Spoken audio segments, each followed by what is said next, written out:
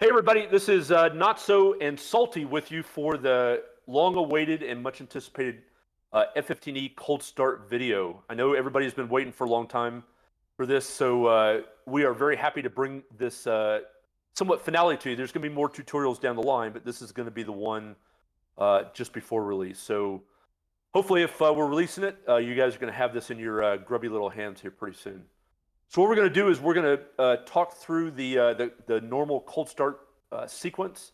I'm going to talk through how to get the switches set up. I've got Salty in the back from Discord. He's my real-life F-15E crew chief, and he's going to play Wizzo as well as crew chief, and that way we can give you a multi-crew experience of how to start this jet. Because again, that's kind of the heart of the system is it's a two-person airplane. So what I'm going to do, or what we're going to do, sorry, is we're going to talk you through the start sequence, setting up all the switches, getting the engine started in the proper sequence, given that there's a lot of bad information out there on start stuff, so we'll give you the correct poop. And then we'll basically get you through the taxi out of the chocks. And then everything else is going to be later videos, so takeoff and all that is going to be later on down the line. So we'll do that. Salty, say hi to everybody. Hey, what's going on? Cool. So yeah, let's without further ado, let's go ahead and talk through how this is going to go. So what I'm going to do is I'll talk you through a normal flow of how to set the cockpit up. So down here in the lower left corner, we'll basically start over here. Over in the far left corner, this is all the ground power panel stuff. So not anything that we're going to be concerned about. This is more of a maintenance thing when they do engine runs and whatnot. We're going to leave all that alone. But this is what we want to concentrate on. Ooh, I got a rocket flyby. Excellent.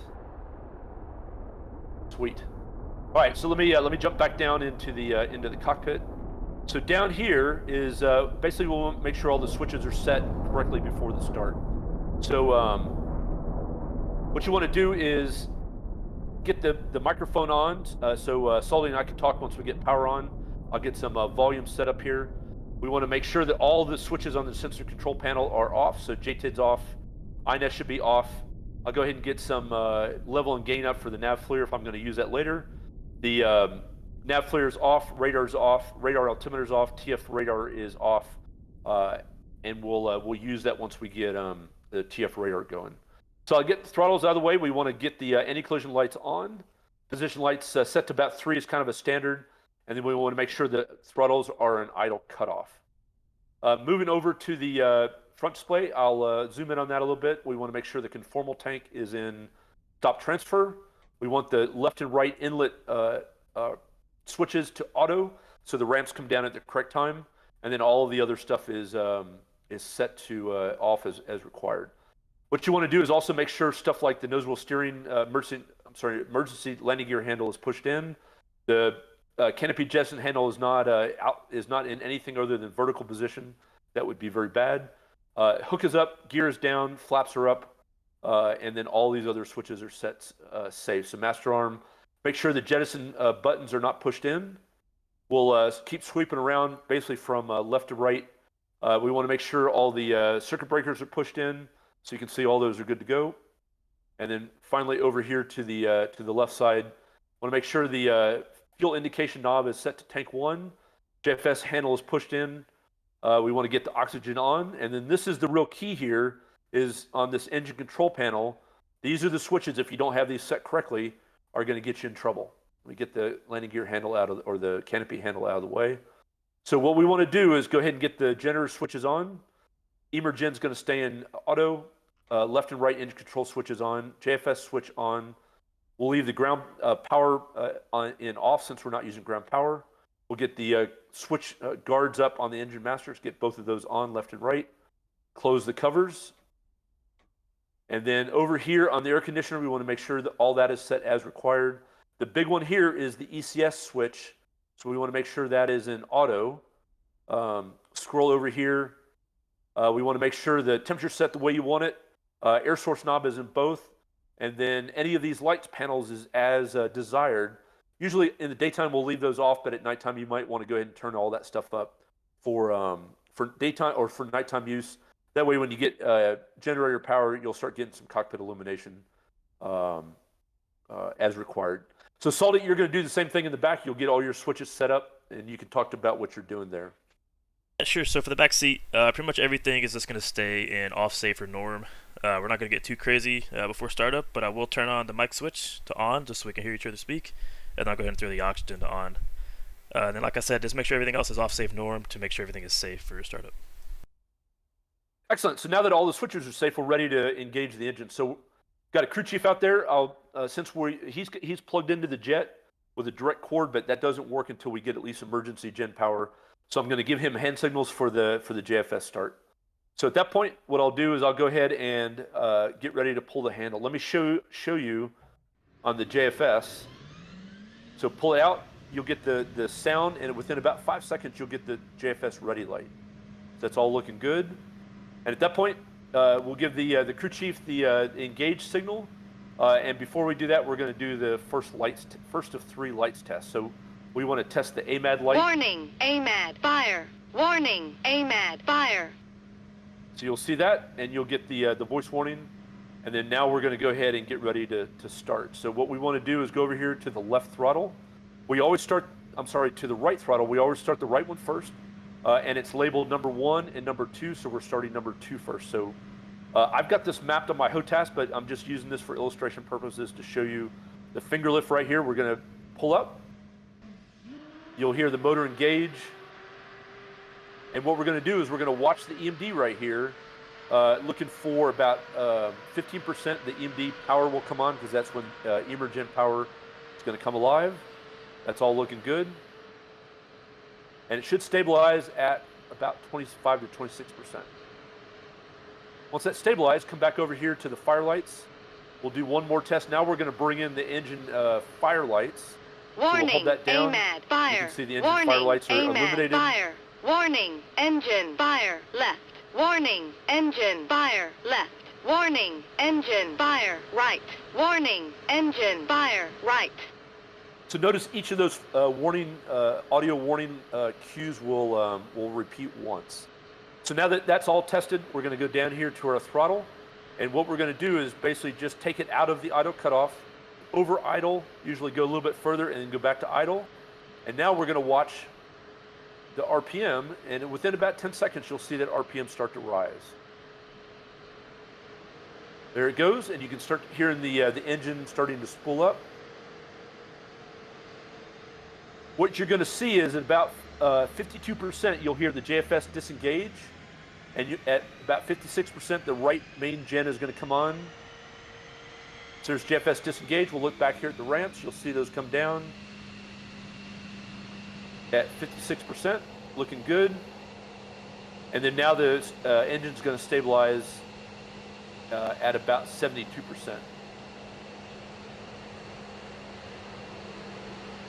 And then once that stabilizes, a couple things we're going to do is we're going to do the third and final fire lights test.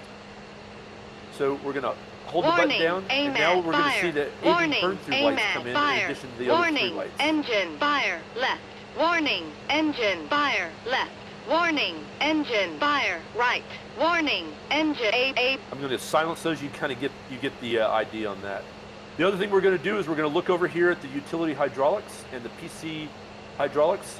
So what you're seeing is, since we started the right motor number 2 first, it's showing that utility hydraulics pressure is at stable at about 2750, and PC2 is stable at 3000. That is a totally normal start. The reason we start number 2 first is so we can see that difference in the utility hydraulic. If we started number 1 first, this would be stable at 3000, and that would mask over that 2750, so we wouldn't get a valid test on the hydraulics.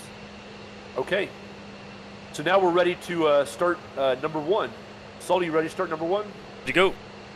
Okay, so same thing there. So we'll go ahead and engage the left finger lift. You can barely see it poking out there. Again, I've got this mapped, so I'll use my HOTAS. So there's my finger lift up. You'll hear that sound, and you'll see the RPM start to increase. And again, same thing. We're looking for it to stabilize at about 26%. Notice the JFS ready light has gone out because it's using the JFS to engage. That JFS ready light is saying that it's actually in use. Also notice while that spun up, we've got the right main gen light is out. We've got the Emer boost on, boost system mal is all looking good. So those are normal warnings for what we expect. And then once that main generator comes online, just like I said before, at 56%, this left gen light will go out, and the engine light and all the other stuff will go out. The flight control will stay on until the CASs are on. Okay, so let's go ahead and get the left throttle over the hump. So there's over the hump and back into idle. Again, about 10 seconds. We'll zoom in on that so we can see the RPM. 10 seconds, you'll get light off. As it indicates by the RPM rising, you'll get fuel flow. And remember, at 56%, listen for that JFS disengage. You'll hear that whine go away. You can kind of hear that in the background.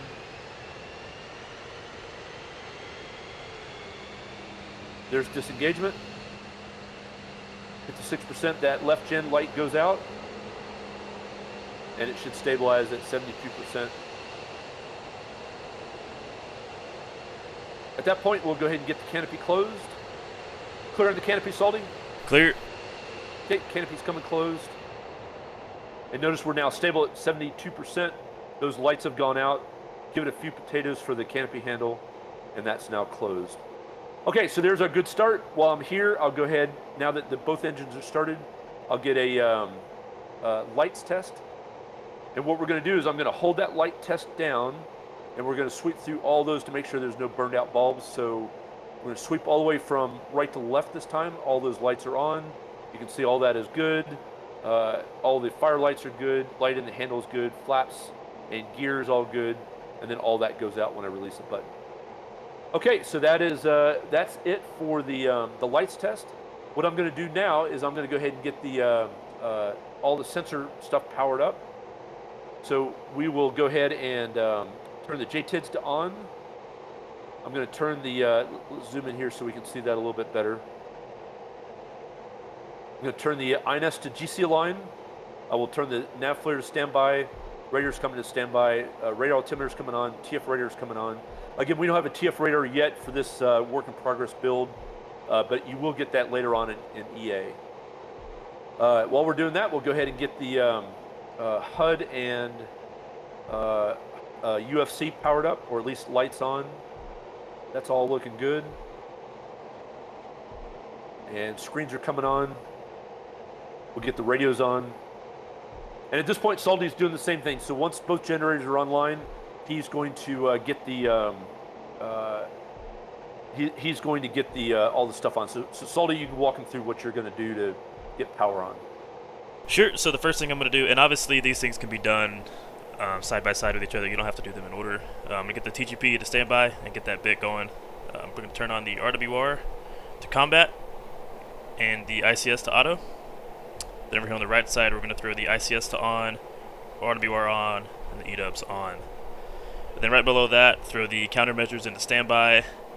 And then again, we're going to do the same light test that did in the front. So you're going to left click down on light tests, and you're going to see all the same cautions from the front seat and the back. And then start working through your screens up here in the front. Awesome. All right, so now that all the systems are powered on, notice up here in the HUD, we've got GCPP required. The reason that comes up, normally in the real life, the jet remembers where it was from the last time you shut down, but that's not possible in DCS because obviously, from game to game or hot start to hot start or cold start to cold start, the DCS jet has no idea what it did the time before. So what we've done is we've implemented it where you have to put the coordinates in each time. There is a function in the mission editor where you can check a box and it basically does a hot or a full INS align for you, so you don't have to enter the coordinates if you're in a hurry. But we're going to show you the proper alignment sequence. So if you remember, we had the GC is in a line down here. So what we're going to do now is we'll bring up the kneeboard card, and we'll go ahead and enter those coordinates in. So right here, the kneeboard card auto-populates your current parking spot. What we want to do is we want to enter those coordinates in. So we'll go Shift 36 13 355 and enter, and then we'll go Shift West 11502 367, enter, And then once at least one of the coordinates are entered, it goes into the GC no taxi. And that tells you that the INS is beginning to do its alignment. So what's going to happen is it takes about 4 minutes for a full GC alignment, which is the correct way to do a normal start. So eventually you're going to see it start counting down numbers. It'll say GC 15, and then 12, and then 9, and then 7.7, whatever. And eventually it counts down to 0. And then at the end of, after a few seconds after, 0, it will say GC OK. At that point, you are cleared to go into GC nav, or I'm sorry, INS to nav. But we're going to let that cook for a while we go and do other stuff. So what we're going to do now is we're going to do the flight control checks. So right now I've got the CASs off. So we're going to do what's called the pitch trim compensator test, which is where you're going to go stabs full forward with the stick, and then stabs full aft. The crew chief would be on the intercom going. You're getting that additional movement with the CASs off. So you'll see that as I do that. So we're going to go stick full forward. Up and driving. Okay, and stick full aft, and you can see that extra little bit of movement after it stops. Down and driving. Perfect. And then from there we'll go into each of the 4 corners. So we'll go stick aft in the far left corner. And then when I go stick full forward in the front left corner, you'll see that the rudders will swap. And then stick full forward in the right corner, you'll see the stabs move. And when I go stick full aft in the right aft corner, you'll see the rudders swap. And again, you'll see that little bit of PTC drive from the stabs. And then what we'll do is we'll just give it a good stir around to get all the hydro warmed up. And then we'll come down here and get the flight control or the CASs back on. So we'll go pitch roll and CAS back on. At this point, we would do the AFCS bit or the flight control bits. It's not implemented yet in this build, but that's coming again soon in EA. I would initiate that, and then it would start doing its own auto bit, and the stabs would do its own thing. So now you can see that the GC is starting to count down. So we'll go ahead and do some other stuff while it's counting down. In the back, Soldy is waiting for the target pod standby to come up. That means the target pod is warmed up. He would go ahead and bring the target pod up to go ahead and start doing some checks on that. But in the meantime, I'm going to go ahead and do the speed brake, flaps, and AR door checks. So again, the crew chief is going to be watching. So I'm going to go speed brakes all the way out. Speed brake out. Okay. Speed brakes coming back in. Flaps are coming down.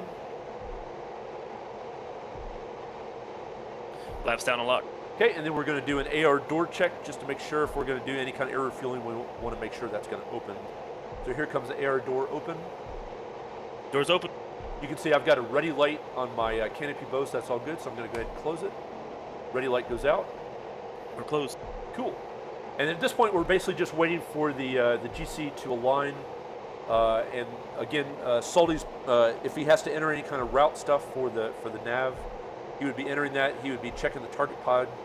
Notice I'm looking in the target pod. I'm not in command, but I can see him moving around, so that target pod is nicely synced in Multi Crew. So that's looking really good.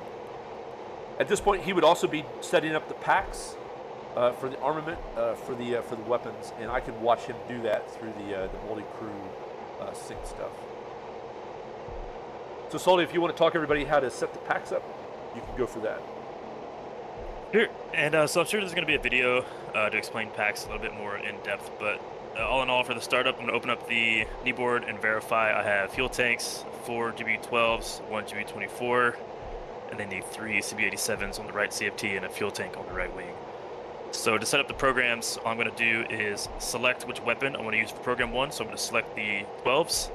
I'm going to go to auto, step, nose, tail, and then step over to program 2. And notice I'm not doing anything on the packs, but I'm able to monitor and see what he's actually doing. So the packs is also nicely multi-crew synced. Yep, so for program 2, we're going to select the 24. We're going to go direct. We're going to go step and nose tail for that one.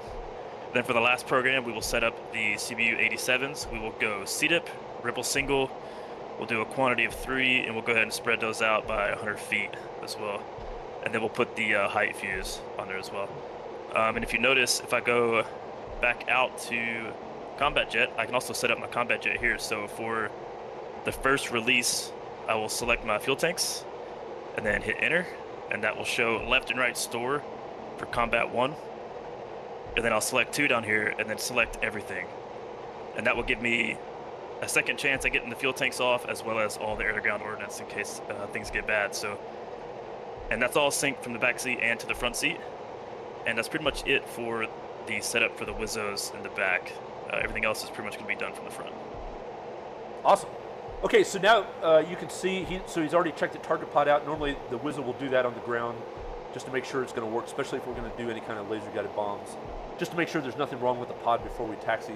That way, if there is something wrong, we can go ahead and call a red ball and get the avionics guys over here to troubleshoot. So what you can see now is the GC isn't okay. So at this point, I'm free to go to GC align. I'm sorry, to INS to nav. So I'll go ahead and zoom in on that. And we're in nav. And now you can see once I go back up to the HUD, that GC OK has gone away. At this point, he's already stowed the target pod. We're getting ready to taxi. So the final stuff I'm going to do is I will go down and set takeoff trim, and we'll test the, or not test, but we're going to check the landing and taxi lights. So I'll go down here, takeoff trim. I'll show you the stick so you can see that actually move. So what I'm going to do is I'm going to go take off and hold it until I hear the, until I see the green trim light. So I'll hold it down, see the stick is moving, and then once I have the green light and I get the yaw rate, that tells me I'm in takeoff trim. And then I'm going to go, the chief is going to test, or is going to tell me my landing light's coming on. Good. And then taxi light. Taxi. And then I'm going to leave it there for taxi. And at this point, we are ready to go. Saul, you ready to taxi? Let's do it. All right. So what we're going to do is we'll go ahead and get the chocks out. Chief, remove the wheel chocks. Copy. Wheel chocks are now removed. Yep. So he's gotten the hand signal for the chocks removed. Everything's looking good, and I'm giving him the signal that we're getting ready to taxi. He's marshaling me forward, and we're going to go ahead and we'll test the brakes as we start rolling. There we go. Good salute. We're saluting back. Everything's looking good, and we'll get going on our way. There's a quick brake check. Brakes are good, and we'll go ahead and start taxiing out.